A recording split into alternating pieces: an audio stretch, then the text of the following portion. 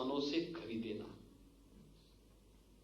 याद करिए, इसी प्रदेश में आप सब 2017 के पहले देखते थे। 2017 के पहले प्रदेश में प्रोक्योरमेंट किसानों से सीधे नहीं होता था। मेरे पास 2016 के भी और 2015 के भी धान और गन्ना के क्रय के आंकड़े हैं। 2016-17 में प्रदेश में चुनावी वर्ष था। कुल 6 लाख मीट्रिक टन गेहूं का क्रय हुआ था। इस साल अगर मैं आपको बताऊं, कोरोना के बावजूद जो 6 लाख मीट्रिक टन 2016 में समाजवादी पार्टी की सरकार ने किया था, वह किसानों से नहीं किया था, आड़तियों से किया था। एमएसपी का लाभ किसान को नहीं मिला था। और इस बार हम लोगों ने कितना किया? 56 लाख मीट्रिक टन का क्रय किसानों से किया, भुगतान किसान के खाते में किया। धान समाजवादी पार्टी की सरकार के समय सर्वाधिक क्रय हुआ था, 16 लाख मीट्रिक टन।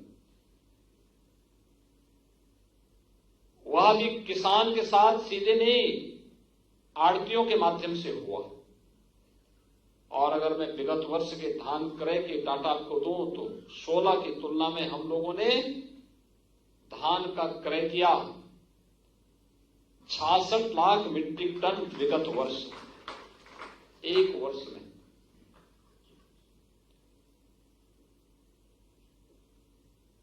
ठीक बोल रहे थे कि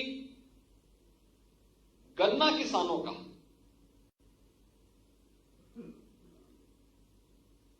2007 से लेकर के 2017 तक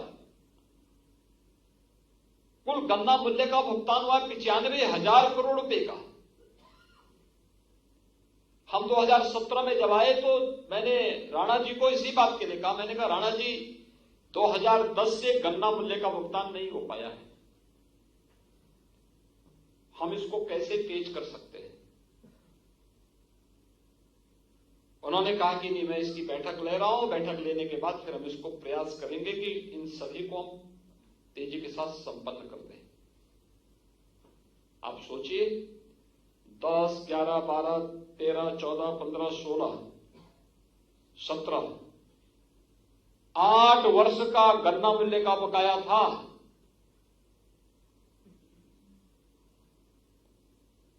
छियानवे महीनों का गन्ना मूल्य का भुगतान गन्ना किसानों का बकाया था। पिछले 4-4.5 वर्ष के कार्यकाल के दौरान हमारी सरकार ने 1,42,000 करोड़ रुपए का गन्ना मूल्य का भुगतान किया है। आज हम इसको 96 महीने से घटा करके 4 महीने लेके आ गए हैं और 4 महीने तक लेने के बावजूद भी हम क्या कर रहे हैं, हम और कम करते थे। इस करंट सीजन का भी 82% से अधिक गन्ना मूल्य का भुगतान हो चुका है।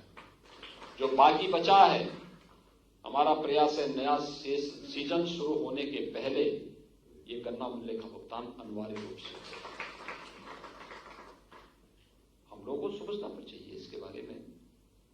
कोरोना महामारी है, चीनी एक्सपोर्ट नहीं हो पा रही। जब तक गन्ना किसानों के खेत में गन्ना रहेगा, चीनी मिलें बंद नहीं होंगी। सरकार का इस संकल्प था, हम लोगों ने इसको लागू भी किया। कोरोना में महाराष्ट्र और कर्नाटक की आधी चीनी मिलें बंद हो गई, हमने उत्तर प्रदेश के अंदर चीनी मिलें बंद नहीं की। चौधरी साहब के कर्मभूमि रमाला की चीनी मिल का हम लोग पुनरुद्धार किए, नई चीनी मिल हम लोगों ने रमाला में लगा दी। मुंडेरवा में चीनी मिल के लिए किसान शहीद होते थे, चीनी मिल पिछली सरकारों ने बंद कर दी, हमारी सरकार ने मुंडेरवा में नई चीनी मिल लगा दी, पिपराइच में नई चीनी मिल लगा दी। खांडसारी के लिए लोगों को अब लाइसेंस लेने की कोई आवश्यकता नहीं, फ्री कर दिया सब। आप आराम से इस प्रक्रिया को आगे बढ़ाइए। कृषि सिंचाई योजना के माध्यम से दशकों तक, याद करिए 1973 में बाण सागर परियोजना का शिलान्यास, बाण सागर परियोजना को नीति आयोग ने उस समय सहमति दी थी और 78 में तत्कालीन प्रधानमंत्री मोरारजी देसाई जी ने इस योजना का शिलान्यास किया था। पूरी नहीं हो पाई थी 2018 तक। अब सोचिए 40 वर्ष हो गए थे, अधर में लटकी हुई थी। हमारी सरकार आई, हमने कहा कि नहीं, एक समय सीमा के अंदर पूरा करो। हम आभारी हैं प्रधानमंत्री मोदी जी के, उन्होंने भी सपोर्ट किया। हमने 2018 में बाण सागर परियोजना को पूरा कर दिया। 2.5 लाख किसान सीधे सीधे लाभान्वित हो रहे हैं।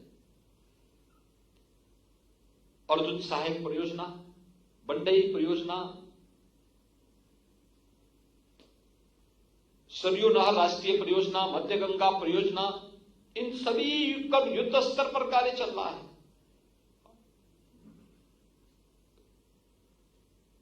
हर एक स्तर पर किसान को लाभान्वित करने का प्रयास। एमएसपी का दाम आज आप सबके सामने है और इसलिए भाइयों बहनों, जो प्रस्ताव आपने रखा है, सरकार ने भी तय किया है कि हर हाल में, यहां पर अभी हमारे किसान संघ के पदाधिकारी कह रहे थे कि 25 अक्टूबर से चीनी मिलें चल जाएं। सरकार ने तो तय किया है कि पश्चिम क्षेत्र की चीनी मिलें 20 अक्टूबर से प्रारंभ हो जाएं, मध्य क्षेत्र की चीनी मिलें 25 अक्टूबर से प्रारंभ हो जाएं और पूर्वी क्षेत्र की चीनी मिलें नवंबर पहले सप्ताह से प्रारंभ हो जाएं। ये 3 तिथियां हम लोगों ने इसे तय करके इस पर हम कार्य कर रहे हैं। गन्ना मूल्य के बारे में, गन्ना मूल्य का भुगतान नया सीजन आने के पहले हर हाल में हो, लेकिन साथ साथ हमारा यह भी प्रयास है कि गन्ना मूल्य का पिछला भुगतान तो हो ही, लेकिन अब गन्ना किसानों की गन्ना का भी मूल्य कुछ बढ़े, इसके बारे में भी सरकार प्रयास कर रही है।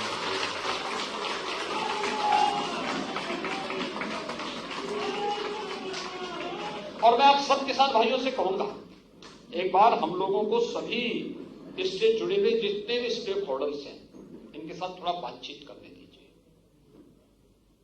लेकिन गन्ना किसानों के हितों के बारे में या किसानों के हितों के बारे में हमारा अन्नदाता किसान न वो भटकेगा, न उसको किसी के बहकावे में आना चाहिए, न उसको किसी भी प्रकार की चिंता करनी चाहिए। जब मोदी जी हैं और प्रदेश में आपकी सरकार है, तो हमारी सरकार इसके बारे में ठोस निर्णय लेकर के आपके सम्मान के अनुरूप कार्य करेगी और उसको आगे बढ़ाएगी। दूसरा, जो कुछ बातें यहां पर आई, जैसे हम लोगों ने तकनीक का उपयोग किया कोरोना कालखंड में, एसएमएस पर्ची के माध्यम से हर एक किसान के पास मैनुअल परंपरा व्यवस्था समाप्त। आप जाइए, आपको हम सीधे आपके पास डाटा आ रहे हैं, आप उसके अनुसार चीनी मिल में जा रहे हैं, चीनी मिल आपके गन्ना को तोल रही है। घड़तोली को हम लोगों ने न्यूनतम स्तर पर ला दिया है। फिर भी अगर इक्का तुक्का जगह कहीं होगा, उस पर भी कार्रवाई होगी। जो चीजें कुछ मेरे सामने यहां रखी गई हैं, एक, विद्युत के कनेक्शन न काटे जाए। विद्युत विभाग को स्पष्ट कहा गया कि किसी भी किसान भाई का विद्युत कनेक्शन कतई न काटे। हो सकता है पिछला मूल्य बकाया हो, इसलिए किसी भी किसान को ब्याज न देना पड़े, उसके लिए ओटीएस स्कीम लेके आना कि पुराने जितना बकाया है उस पर किसी प्रकार का कोई जुर्माना, कोई ब्याज नहीं लगना चाहिए, बल्कि किसान को उस मूल धन में कैसे हम संशोधन करते हुए उसको समाधान की तरफ बढ़ा सके। लेकिन किसी भी किसान का गन्ना मूल्य, किसी भी किसान का विद्युत कनेक्शन कतई न काटा जाए।